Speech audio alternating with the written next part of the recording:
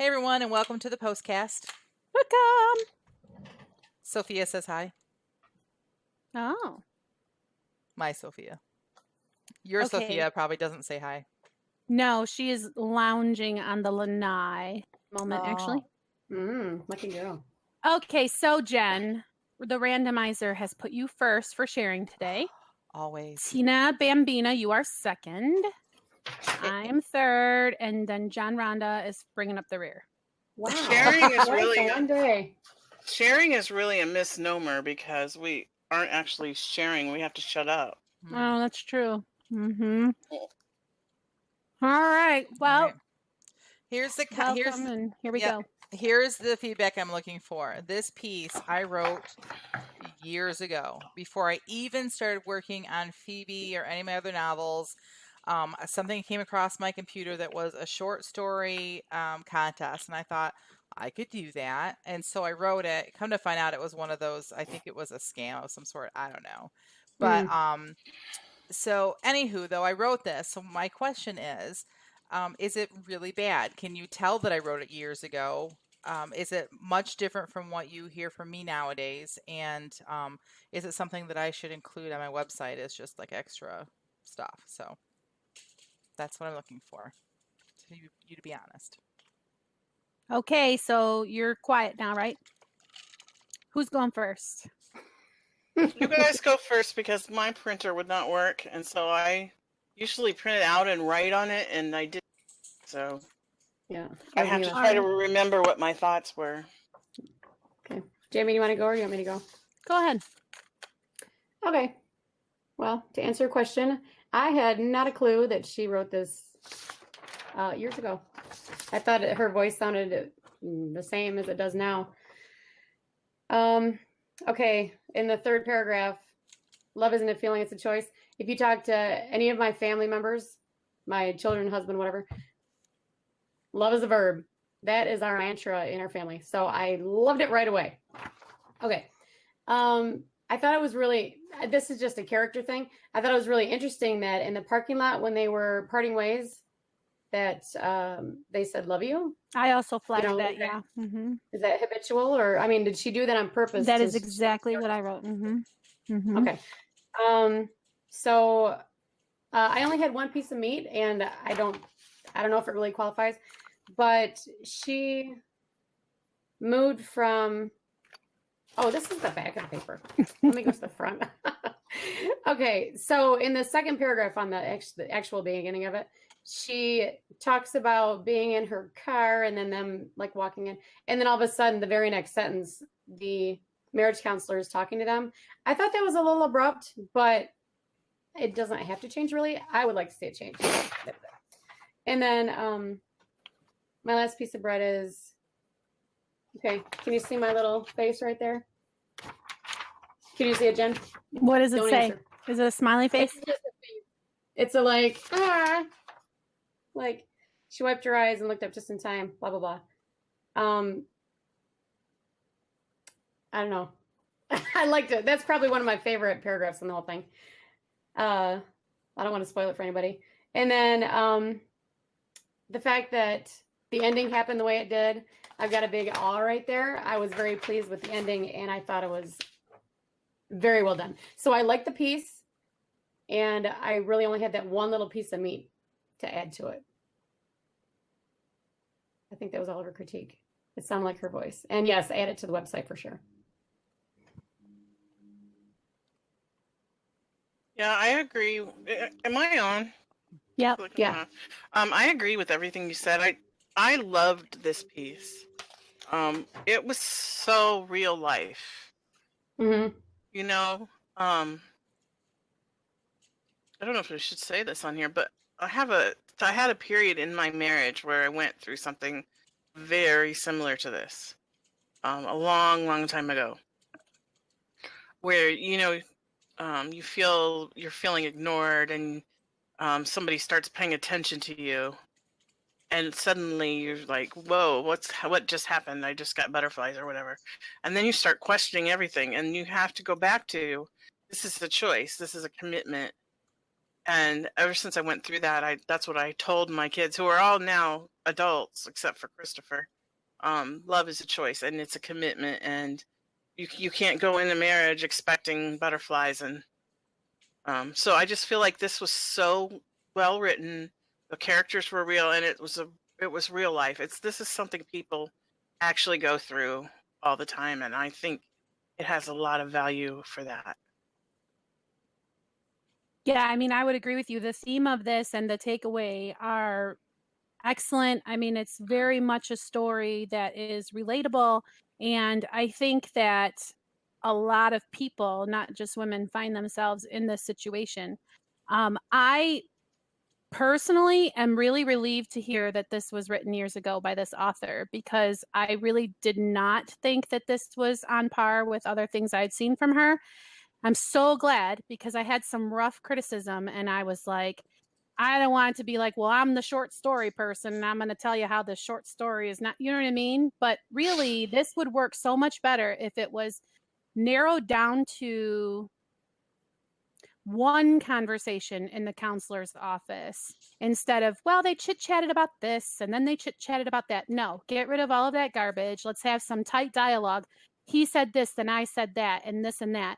And I left there feeling whatever kind of a way. It feels a little too floppy, is I guess the way that I would want to say it. And I would encourage the author to try a rewrite. Put this away, write it today, and then put both on the website if you wanted to post this on the website, because I think it would show you look how you're going to improve if you keep working on your craft. And mostly it's just because it needs to be tightened. Again, it's not like she has a problem with sentence structure or, she's too verbose or something like that, but the story would be a lot stronger. I want to see how I can have it be more specific. Well, whatever. And then also, this is like a nit and it's really just a choice, but I felt like she would call him after getting the flowers. I felt it a little odd that the phone would just ring and it would be him. I feel like she would pick up the phone to call him about the flowers and then he would, whatever. But that's a choice. You could do it the other way and it would still be fine. And then I would like for the narrator to more slap us in the face with it like we're stupid and say something like, any guy that I left my husband for would not be exciting when the polish wore off, right? Like, so really tell us the moral of the story instead of just kind of it being, well, this one guy picks his nose, so he's not it either. Let me keep looking. Do you know what I mean? So I would have really appreciated that from the story. And I love you too, Rhonda. That would have been great for the narrator to dwell there a little bit. Like, we said love you, and as we always did, or kind of whatever. It did kind of maybe open a little bit of space to make us really know these people a little bit better. So, if the author wants to ask me about like, what do you mean tighten it up or blah, blah, blah, I could talk more, but I feel like I basically said what I wanted to say. Yeah, and anytime you like go take a class in self-editing, they always say cut all unnecessary words. So I think that's kind of what you're talking about, is like that whole thing where she says, we talked about this and this and this, really was not necessary. It didn't really move the story forward. So, well, yeah. I just really don't think that today, like even the third paragraph, she would look at that and take to it with a red pen and mark it up and change things and edit things. Do you know what I mean? Like, I just don't see this passing muster with her, the writer that she is today. Yes, I agree she could do it better today. But at the same time, as somebody who had experienced something like that, I emotionally connected to it. And it was hard for me to find the meat because of the emotional connection that I found myself. For sure. This is very much, this is very, very real. It's really real. Heavy stuff. Right. And I hope that she does include more about the whole love you part, because, that kind of tells a little bit about their relationship. Like you said, that why, if everything is so habitual that they would even say that as they're walking into or leaving a marriage counseling, just offhanded. I agree. The problem. I'm sorry. I just had like this epiphany. I remember now what I wanted to specifically say. Don't leave me. It was something about everything is so I would have preferred, this is a specific way to fix it. If she were going in there ready with her case, I'm going to go into the counselor's office and I'm going to say X, Y, Z, A, B, C. And then she goes in here and gets this piece of wisdom. Oh, love is a choice. You mean all of my things that I have against you mean nothing because I'm supposed to choose. Do you see what I'm saying? So I wanted her, instead of going in there, no clue why we're at the divorce office. No, you would be thinking about it. You would be like, well, we're going to go in there and I'm going to tell how blah, blah, blah, blah, blah. Right. Like, so if you're the person trying to tell yourself that you're doing the right thing by divorcing, then you're going to have a case. Right. And so then those specifics would help the story to not be so floppy feeling, I think. So I'll shut up. It is now. excellent advice, all of it. Really. That's it from me. You all have other stuff, or? No, I didn't want to see her sit in there for a while, though. I want to see how long we can make her sit there without talking. No, I say let's let her out. Okay, she can come out. All right, thank you very much. Like, that was some really good feedback. I did not, when I found this, I did not edit it at all. Jamie and I were talking about short stories, and I've been working on some blog posts about writing short stories for romance writers, and all of a sudden I remembered this piece, and I had to go back 2 laptops ago, a laptop that I owned that I bought in 2002, and the sucker still started up. I mean, it was slow, but I couldn't believe I found it on there, and so I was able to actually get on the internet with it and drag it over to my Dropbox, and so I was very excited to find that, and so that's why I wanted to share it, because it was like this little gem of something from my past, and I wanted to see what you guys thought of it. So I didn't edit it at all. So all the things you guys said is so valid, and I really appreciate that. And a lot of the things that you had that were issues are because I had to keep this to 1,000 words, and so some of the things that I would have put in there, I think I pulled back on just because I was trying to keep within that number. But as far as the I love you, I would like to go back and have her just real quickly say, did I say that out of habit? Because then now they've just been through the counseling and she's still really confused. And as far as her going in there with these are the reasons, like, I don't think she has any reasons. I think that she just is like done. It's just that it's over, but she doesn't want to be the one to blame. Maybe I can find a way to bring that out. But in my mind, she's just like, I'm going to go through counseling so we can just prove that I've tried everything, but it's over. I don't know. So maybe I need to find a way of wording that, but I don't see and her. I think that the writer that you are today would spend your 1,000 words way differently. Maybe. Yeah. Yeah, probably. So, well, I think that who you are today, you have better handle on what even 1,000 words is. Yes. Very Do you know what I true. mean? Like, you know what you're capable, what can happen in 1,000 words, right? Right. Because we get to around 500-ish when we're typing in the sprints, and Right. you know what that feels like at that length. Right. And the whole thing about her calling him makes totally more sense, and I think that's the direction I wanted to go, but it was too long of a paragraph, so I had the phone just ring. It only takes the phone rang is 2 words or 3 words. The phone rang. So I think that's why I did it that way. Was he was just calling to make sure that the flowers showed up or whatever. So yeah. All good stuff. I really appreciate all that. So thanks. Great job. Who's next? Tina. What kind of feedback do you want, Bambina? Well, this is the missing piece. Remember last week I gave you part of my kidnapping story to read? Yes. And there was this portion that you guys hadn't read that was missing between what you had read and so you had some of the things you had said is you didn't you were confused about some of the characters, and so this will give you a little more I want to know, do you think that this is enough to give you what you needed? You know what I mean? Like you said, bridge you didn't that gap. Yeah, bridge the gap between what you knew and what was going on in the van. Okay. And then just anything that you see that sticks out. Okay. Into the chamber with you. Okay.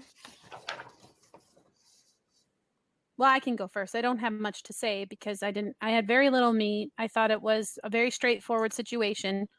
I knew if I stayed too soon, it would be my fault.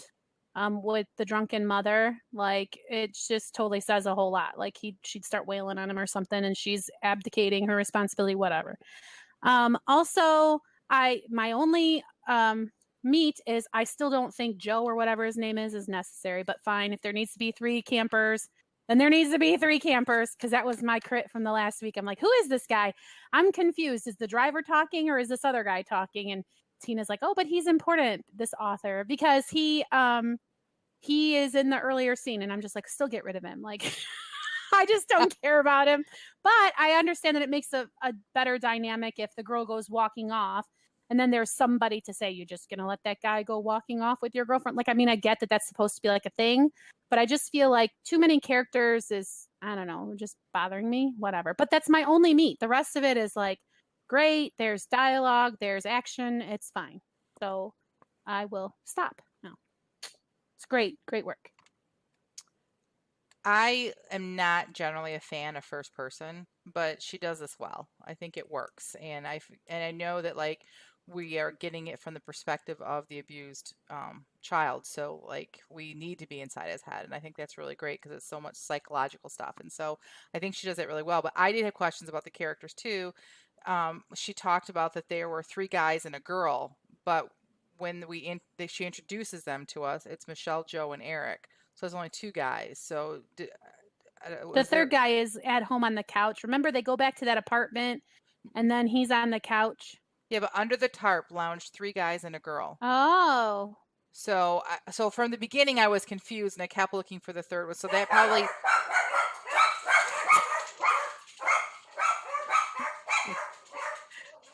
Nobody else has dogs on the planet. Welcome to the Postcast. Yes. The dogs all agree with you. I will edit this. emphatically. I'll be right back. Hold on. Outside. Come on, outside. It's so funny. You know, I'm here with my in-laws, and a couple of times I've had to really get on my kids, and I'm like, oh no, my in-laws probably feel so bad for my kids because I'm like, you stop, blah, blah, blah, you know. Mhm. Okay, sorry about that. So can you still hear them out there? It's okay. I don't. It's very quiet. Nope. No, It's okay, very you can't. quiet. Okay, good. Then they can bark all they want then. Okay, so yeah, so I was looking for a third guy throughout this. I mean, that might be why I might maybe a little bit more like confused about the characters. But my question was, and so to be completely transparent, there was I've never been in a situation like this. So I was confused as to why they were just so welcoming to this stranger. Like, That's here just how comes. stoners are. So that's yeah. just how it is. Okay, so forget that then. That was my Now, question. if you're talking about people who use really hard drugs, they tend to be a little bit greedy. And if you don't want any, hooray, more for me. But like when, you know, pot people are like, hey, come and chill with us. And you know what I mean? They really Okay. want to include everybody. Right. Okay, gotcha. So really, that was my only meat. Was I was confused on that. Other than that, I mean, I like that the first person. I'm, I loved her her last sentence in this that takes us into the next chapter. Reasons that none of them knew. I love that. Without telling us, you have that circle too. All right. Well, I'm gonna stop, Rhonda. You go ahead and you talk about that. Oh no, that's fine. Okay. All right. So I also didn't have a lot of meat. I wasn't sure that they were going to be that friendly to just bring him over when they're way over here on a tarp and he's walking on a path or whatever. But I agree that they are more welcoming than maybe some people would think. But I really liked her use of, I do like first person. So that's how, that is how I'm a little bit different from Jen. But I like how she characterizes this main character. Like, it wasn't her fault, but it was her bad word boss's fault. I really like that because he's so conditioned to do certain things and not do them. It's a little heart right there. Yeah, I love that too. Me too. And then her description of the sunset, I just love that. I could just see it in my mind unfolding before me. Because there's just the right amount of description. I don't think it goes overboard. And then also the last sentence, I guess we've seen the next scene, But I definitely wanted more after reading this little part. My only piece of meat is I thought that the transition was a little bit confusing. I had to reread it a couple of times to make sure I knew what was going on. I'm not sure any of his friends even knew my real name. What is my name? Dude, can you hear me? What's your name? Just in this general area. I don't know if he was just thinking back. But I just wish that was just slightly different. But other than that, I think it went along very well with the other scenes that surround it. Agreed. And it was good. Yeah. I liked that part. The part where she said, "What is my name?" And then, "Dude, can you hear me? What's your name?" Like, I felt like Mhm. totally brought back from a flashback. Like, for me personally, Mhm. that part I Mhm. actually liked. You know, I know Mhm. we're reading this, but we haven't read most of what comes before this. We read the very beginning, and Mhm. then there's, I know, a whole lot missing that I don't know if she's written it yet or we just haven't read it. But I really wish I had that piece, because when I read this, I understand that the character does not have a whole lot of emotions because of what he's gone through, and he's still processing just life around him and whatnot. But to be more invested into him and invested into what he's doing right now, I feel like I'm not there. But I think it's because I haven't read that other part. So Mhm. I can't wait to read the rest of it. So All right. Can we let her out? yes. Come on out. Okay, thanks, guys. That's a total typo. There was only 2 guys and a girl. Okay, good. I don't know if maybe Jesus was there. Oh, Not partaking in the festivities, but Maybe they thought Jesus was there because of the Yeah, festivities. yeah, I don't know what people that are high on marijuana are very, like go with the flow, friendly, like, just come on, come have a good time with us. Like that's just what they're like, especially when they've been, when they're buzzing. So, Gotcha. and having been part of that world in my other life before I became the person I am now, I can, that's kind of realistic. um, people that you don't know, it's like, oh, hey, you're hanging out in the woods too. Like, let's get high. um, let me think. What else was there? Um, the couple, the guy and the girl, they are really the extra characters. Okay. Because the one guy who's by himself is where He goes my to stay character or whatever. goes to stay with him, and he is going to continue in the story, and we're not going to see much of the couple anymore. And I really just used them to get my character up on the ridge to watch the sunset. Like, I felt like there needed to be a girl there to go, hey, let's go watch the sunset. So if I was going to get rid of characters, I'm not sure. Well, then don't, Yeah. because, it's fine. It's just one person who read it who has that proclivity. It doesn't Yeah.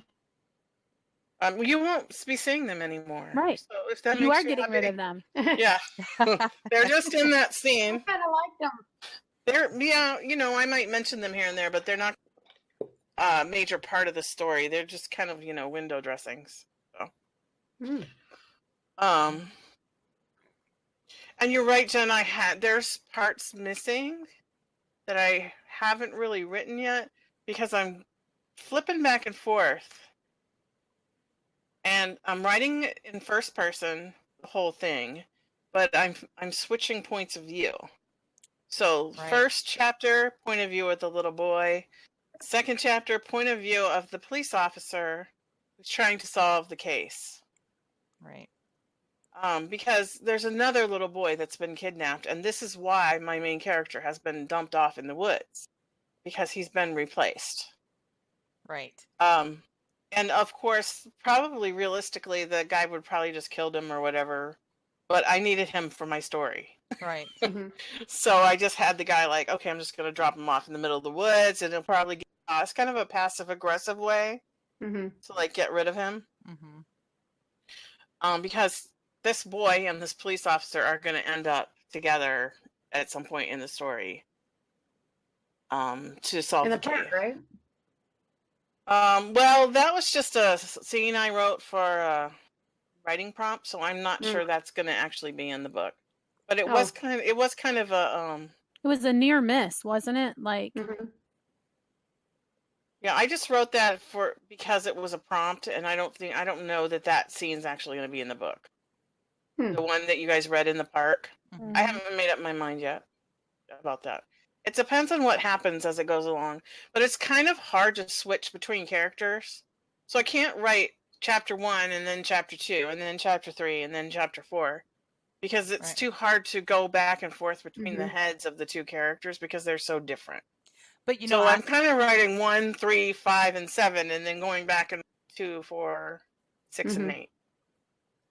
I do a similar thing too, because I almost always write from two different points of view, the girl and the boy. So I do the same thing because sometimes I just am not in the mood to write from his perspective, or sometimes like I'm super excited about what I know is going to happen over there, so I write that one first. So yeah, so I do the same thing. So there's a scene that I have written of the police officer in the basement.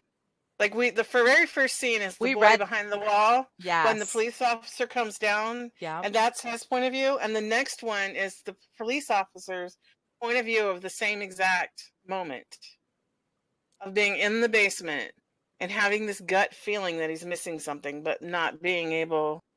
He kind of didn't really have a warrant. So he was limited in what he could really do. And he had this gut feeling, but he couldn't follow through on it. And he has to leave. And I think that's going to add something to the character that's in behind the wall. So I'm hoping anyway. So I think once they get put together in order, it's going to be stronger. Oh, as far as it's a great story. Yeah, you're doing a great job with it. Oh, thanks. It's a little bit emotionally draining to write, but I bet. Okay, I guess I think I addressed everything you guys said, so awesome. Yeah. Thank you. Do you need anything else from us, or do you feel well fed? No, unless you have $1 million or something. I do not. Moving on.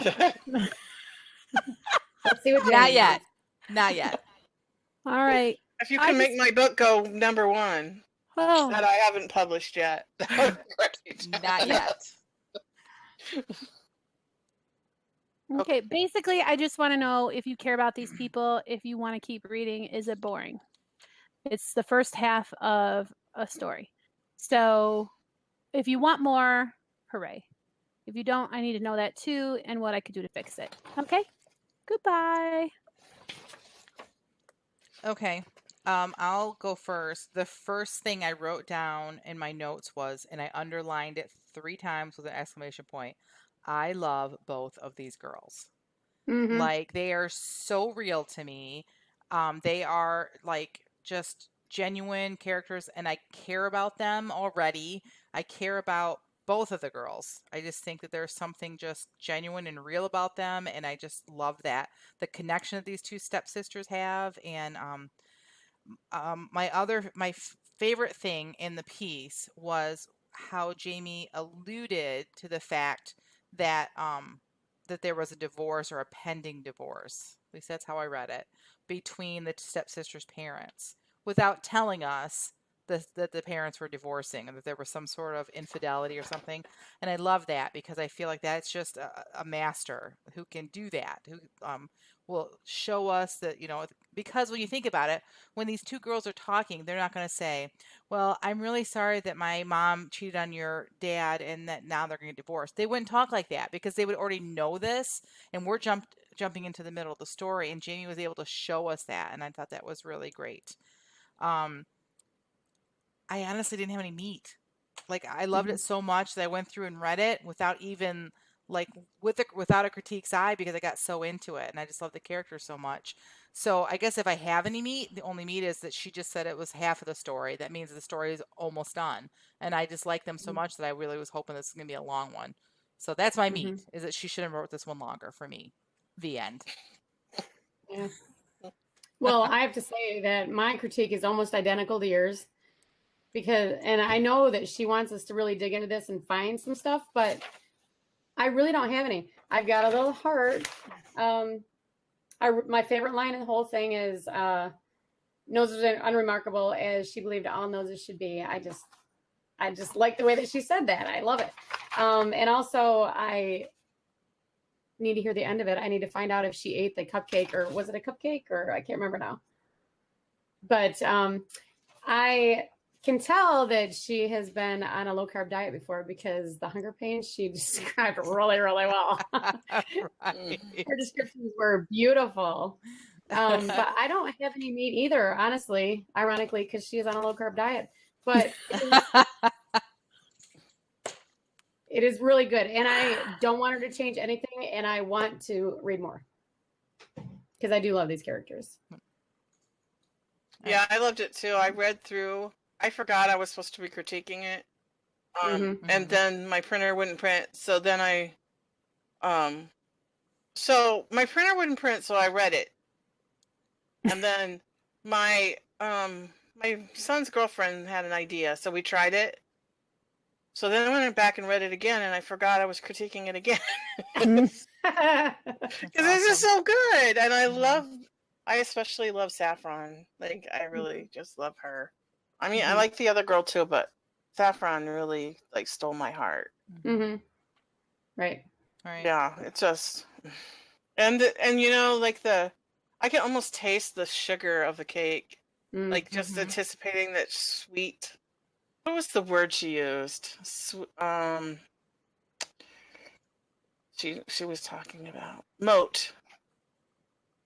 She called it a moat. I thought that was awesome. The moat of sugar. And she talked about a war raged within her. Yep. I just read that. Yeah. Yeah.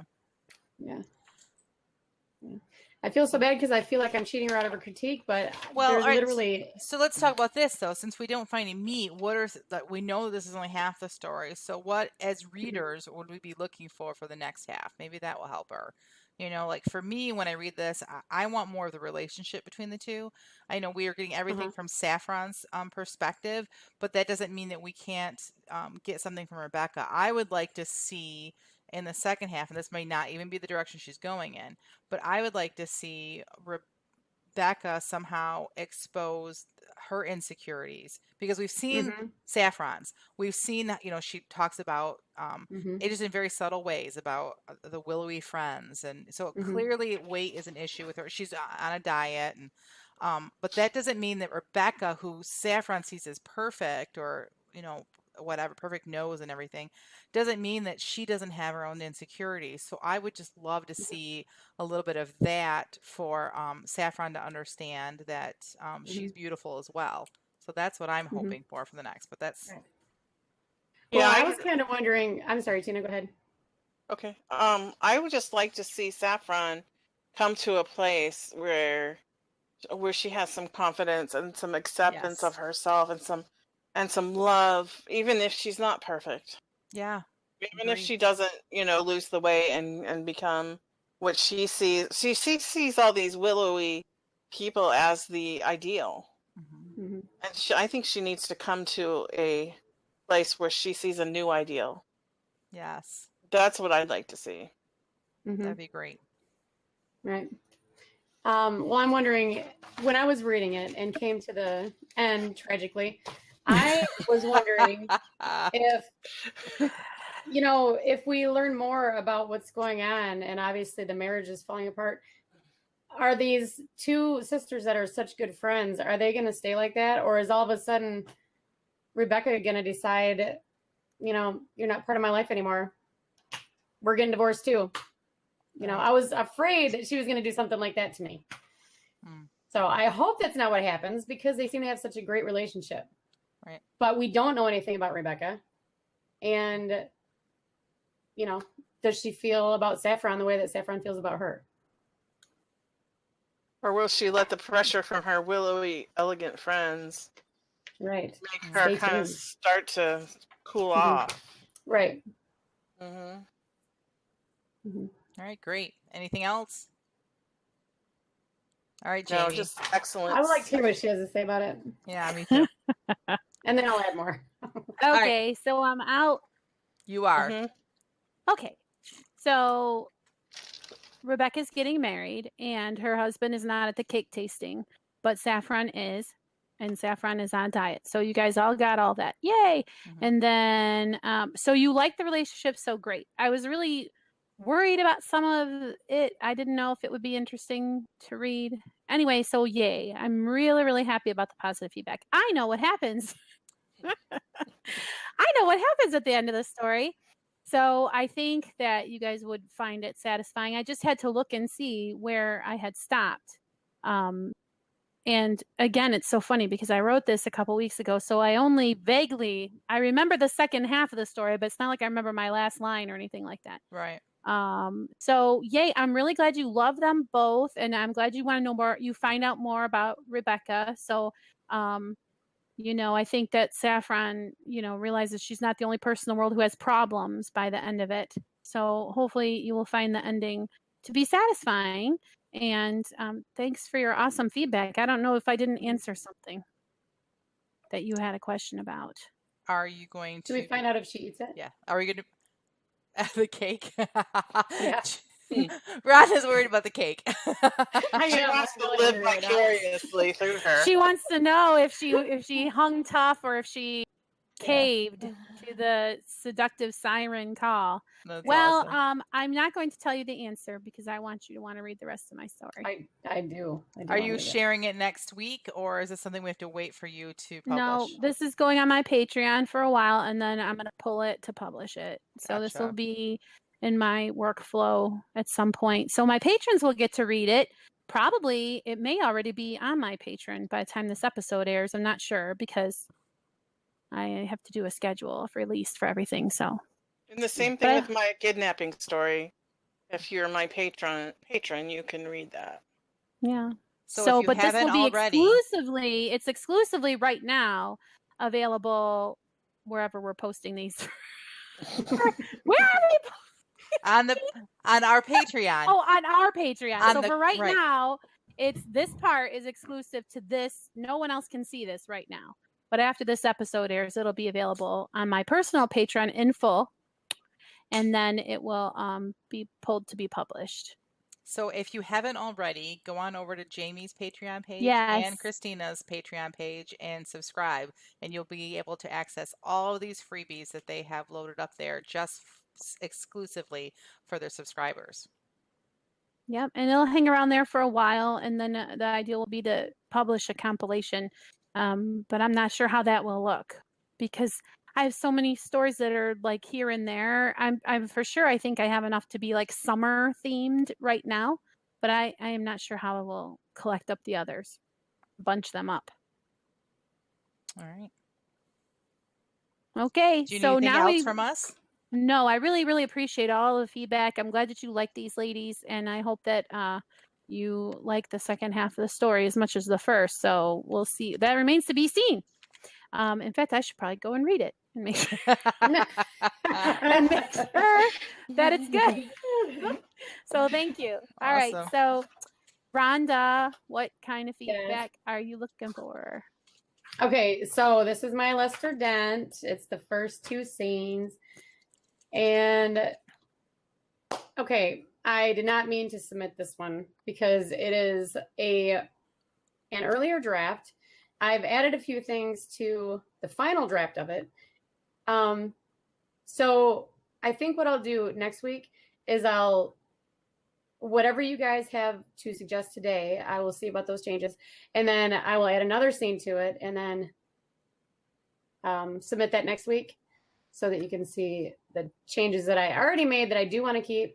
Because I added like a radio scene. I don't think you guys ever read that. And not a scene, but like a background.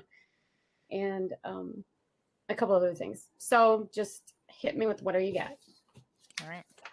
All right. So she's in isolation. And let me just say, I'm so glad to hear everything she just said because I did get to read the radio scene version. And I was like, what is this that she has given to me?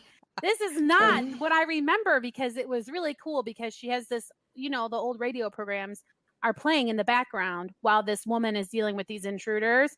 And it's really a cool thing because, you know, I don't remember, it was some kind of commercial or game show. Maybe I think it was a game show, and it's like, you know, can she answer the big question? And it's Boof and Biff and beating up, and it's really fun. So I'm very happy to hear that this is not, that she didn't take that out, because I was going to totally be like, put it back, put it back. And then, you know, for the most part, I just really like this. I've always been a fan of this. I read the other incarnation, so I'll stop talking. Yeah, earlier today, when we were messaging back and forth, Rhonda mentioned that this was not the right one. She'd uploaded the wrong one. And I so bad wanted to say, well, just upload the right one. But I knew I had time to read it, and I didn't know that if the other two did. And so I couldn't really ask her to do that, because then our feedback would not have been like in the same place. But yeah, had I known you had already read it, Jamie, I probably would have asked her to do that, because Tina and I probably did have time to read it. But can I say, when I read this, is it weird that I read it in black and white? Like, I see this. I see this happening, yes, in black and white, with the fedora and like the whole bit. Like, I can totally see it. And it's because she has just such a great voice in all of this, the writing, the characters' voices, and I just really, really enjoy that. They're just great voices, and I want more. So I was really glad. You know that saying, a hard-boiled, like it's a hard-boiled detective, you know? Yeah. Totally the right voice for this story, for sure. Yes, and it's just so fun to hear that, even though like she's writing about murder, it's just such a fun way to present the story, and it just like it's fun to read it. And so I was super glad when she said that she was going to be bringing more of this and, you know, adding to it. So I'm excited about that for next week. What do you think, Tina, before I move on to meat? What do you think? I loved this story from the very first time I heard it. And like you, yeah, I see it not just I see it in black and white and shades of gray and some browns in there too. Like, because I really like to watch noir detective stuff on TV, and some of the more modern ones will be like a dark kind of shadowy room, but there is color, and then every now and then there'll be like a femme fatale in a bright red dress that will just pop, because everything else is like these muted dark kind of stuff. So that's kind of how I pictured the whole thing. Yeah, and this is just great. I just loved it. Well, and we're blessed to have, I am blessed to have a little insight into this character. I don't know if you guys all remember, but his life is pretty gray and monochrome, isn't it, right now? Like, he's got a lot bad going on. And, you know, it's interesting when, Tina, you mentioned that pop of color. It's like funny because it's symbolic of, oh, a little bit of sunshine in my life, this woman, right? So anyway, I like, the meat is really hard to come by. I love buzzing nit of a reporter. Some of the turns of phrase are just so awesome. You're like, did you, you know, it's just really, really good. So that's the only meat that I could find, and it's probably been changed already. I don't know, but it's like right in the beginning where she says stopped at this instant, and she's fighting against strong arms holding her back, and then the next thing we know, she's on top of this guy, but we don't see how she got out of the strong arm. So that's just so, you know what I mean? Like, how did she get on the other guy's back if the other guy's holding her back? That was like, there's just some stage direction kind of stuff that, and who knows if you know, it might be changed by now. So yeah, the only me I have there's a couple instances where I question tense, like past tense or present tense. But if she's got another incarnation of this, I'm not even going to bring that up, because I'm going to guess that that's all been taken care of. So yeah, so good stuff. Okay, should we let her out? I think so. Come out with you, Lass. Okay. Thank you. You guys are so encouraging and wonderful. I just love your critique. I mean, it was really nice today, but even when it's not, you know, I need a lot of work on something, I still appreciate that too. But yes, I'm sure I must have worked on the tense. I'll have to go back through and make sure. I will specifically look at all that to make sure that's all taken care of. But let's see. Tina, you're probably right about his arms because he was pawing through her thing and then she jumped on his back. And I think what I had pictured was like he reached behind him and was holding on to her and like started holding on to her and poking at her. And so I'll need to revisit that and make sure that it is clear. I think what So thank Tina you was for that. talking about was the guy that was holding her before she started doing that. Is that what you meant, Tina? Because that's Yeah, where first there's a guy holding her back. She's fighting against strong arms holding her back. And then she Mhm. jumps on the other guy.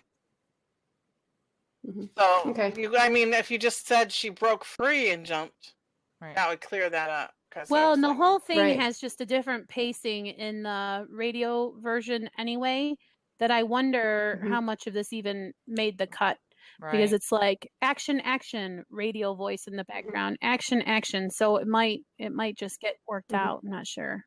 Right. Okay. Right. Well, I guess I don't have much to say since Yay! this isn't what I wanted you to read. Looking all forward right, to so next week. Yeah. Great.